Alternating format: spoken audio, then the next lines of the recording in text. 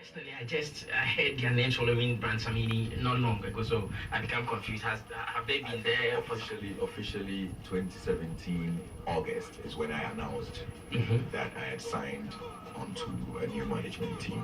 Oh, okay. So August 2018 would be a year. So I think we're barely over a year now. Over a year with Africa One Media. Yeah. So does it mean you are now going to be restricted with maybe what you did for artists like Kofi Kinata with High Grade Family, because you also have a bigger label taking care of you? Not at all. I mean, anything that I would want to do, I have a bigger team now to be able to delegate different things to, and it will be easier for me to do than before. So I think it's even a better position to be in right now. Okay. Do you intend signing another artist? Because we heard of Dion Boache, but we are still not sure how that business is going. Dion is endorsed by High Grade, Okay. but we've not like signed him on as an artist that we're going to be managing. If that happens, we're going to announce that. But as it goes, anything Dion does, we support it, we put it out, make sure the people... Okay, so what you did for him was an endorsement? Yes. By High Grade Family? Because I had spotted him and I wanted to let the people know I've seen this one too. So guys, check him out. But, you know, paperwork and contract is way deeper than just saying, check this guy out. And so far, he's been consistent with some of the stuff I'm hearing from him. Okay. And I only hope that Ghanaians give him more ears and then eventually he can land proper. But now the focus is on brand Samini when it comes to my team, because I have a new album and we have to push that. So the projections is not on maybe signing any other artist yet? No, not necessarily. Until further notice. Let's go back to Osu. When I saw videos, I was not there. When I saw videos of Samini in some regalia, some traditional wear, I was asking myself, is it because of the new title, the Pibili, now that is why Samini came appearing like that? Is this what we will be seeing moving forward? No, I mean, I've always represented Africa and Ghana. But Osu was very titled. That was me wearing my smock, my three-piece, which is northern. Okay. Northern Ghanaian to wear that. So, and that's not the first time I'm wearing that outfit. So I felt like wearing that to introduce myself to Ghana, because it was meant to be live across DSTV. Exactly. And Africa was going to be watching, so I needed to come with an entrance that the people would watch and raise eyebrows and go like, okay, who's this one? For those who don't know, they're going to have to watch and watch well. So the presence is usually very important, and I know that my traditional regalia is strong enough to make me stand out. Exactly. Yeah. So at the end of the show, did we see Samini going topless? No, not topless.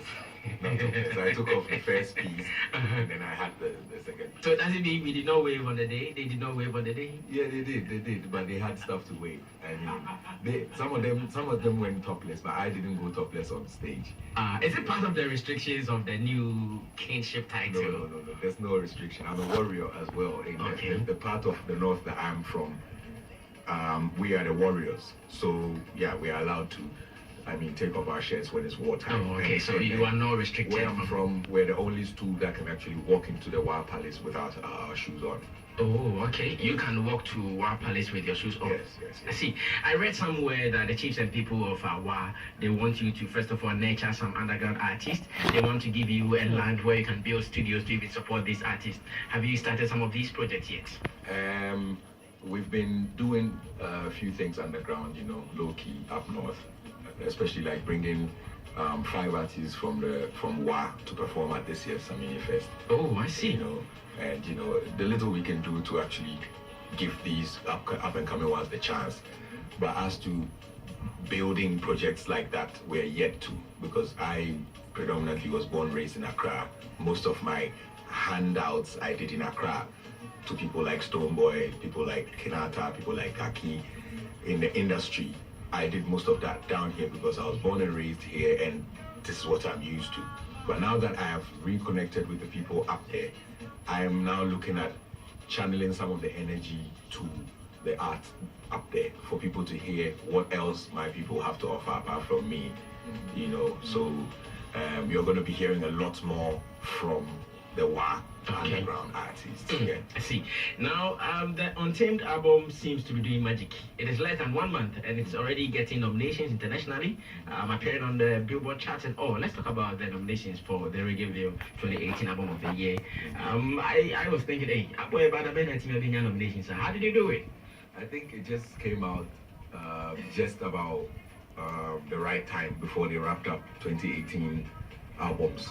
Okay. So just when they wrapped up, they released their nominations for Album of the Year. And I think it's also because of how the traffic was the first week they released it. So, I mean, as we released it.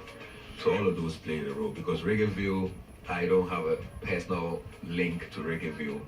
All I know is that we put it out on their platform as well because it's one of it's Europe's biggest reggae platform. So we released it there.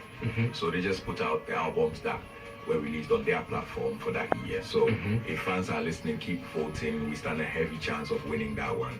But that was like the quickest nomination I've ever had. I know. Less than a month. Yeah, it is. And an album gets a nomination, not even in your community, Not at somewhere that you are not very known there. Yeah.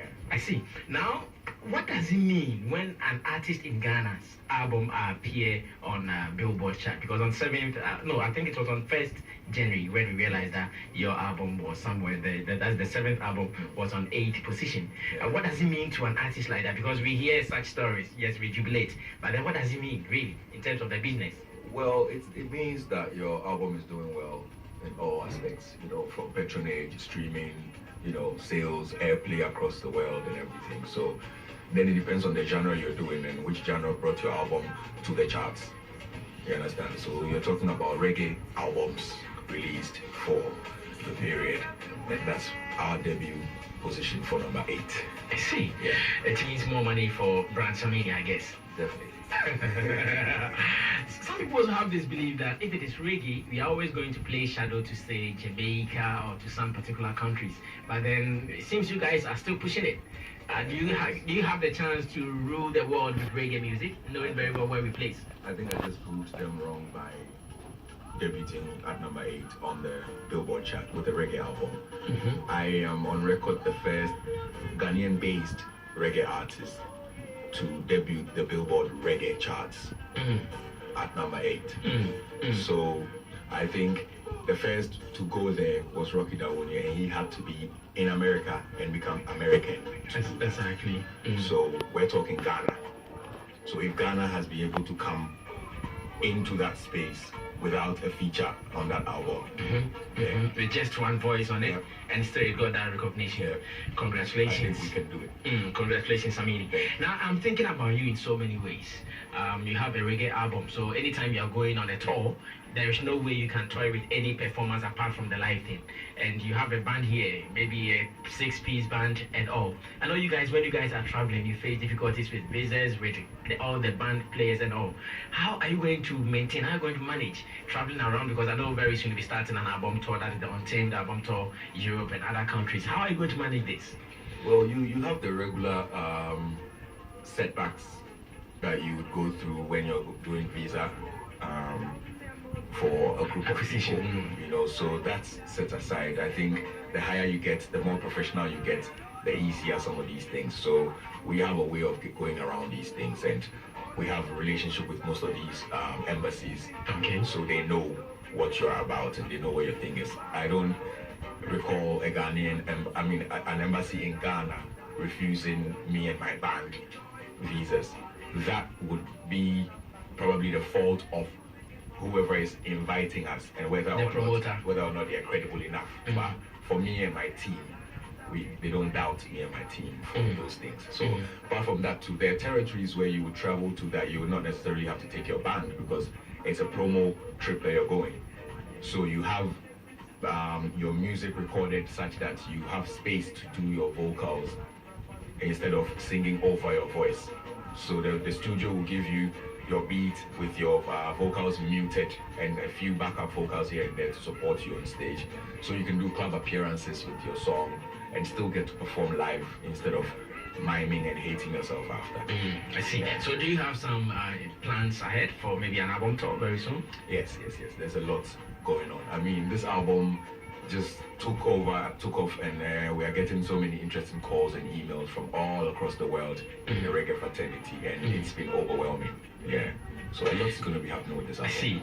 And I heard you were surprised big time at Samini Fest. Your whole family came on the stage that you were not aware.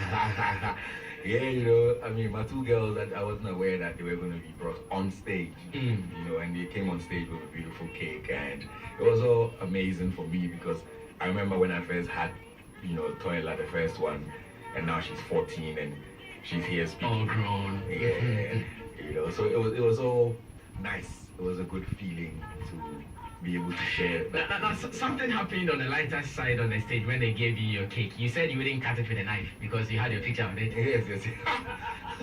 Yeah, you know, so they brought me a cake and I could see a beautiful cake, nice cake. I could see myself. Okay, and then they brought me the knife. So I'm looking at the knife, looking at myself like, okay, I'm not going to do this. Hold on, let me put the knife away and maybe give myself a massage. I'm tired. So I touched the cake with my hands instead of the knife. Was it spiritual? And if it was, then maybe it helped me. Because me, I don't go stab myself. Oh my goodness, when I saw that, I said, oh really? Somebody thought that smart? Because yeah, you forget. Any chance to save yourself another day, make one.